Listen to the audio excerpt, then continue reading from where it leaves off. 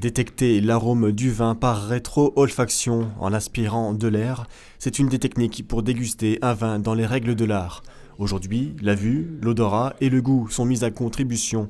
Autour de ces deux tables, des vignerons, des techniciens et des œnologues ont en charge d'étudier la qualité des vins de l'AOC Côte de Toul. On déguste là en ce moment des auxerrois, des gris et des pinots noirs. Et l'intérêt, c'est de voir si les vins sont qualitativement suffisamment intéressants par l'agrément. Donc si jamais on trouve certains vins qui ne sont pas encore prêts ou qui ont quelques petits problèmes, ils sont refusés de l'agrément et devront avoir un deuxième passage qui se fera plus tard. L'agrément AOC Côte de Toul est obtenu en 1998.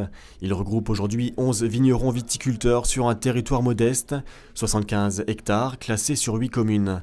Et pourtant, chaque année, entre 400 et 500 000 bouteilles AOC sont produites à partir de 3 cépages, que sont le pinot noir, le gamay et l'auxerrois. Il y a 20-30 ans, étaient uniquement produits sur les côtes de Toul des vins gris.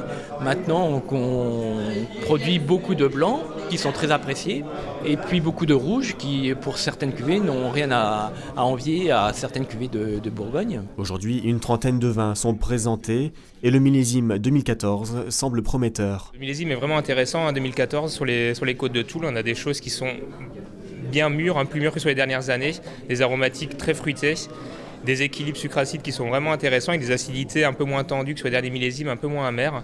Après, il y a quelques vins qui ne sont pas encore tout à fait prêts, c'est encore tôt. Il y a certains vins qui sont encore en phase d'élevage, qui mériteront encore un petit peu de temps et qui seront bons d'ici quelques temps.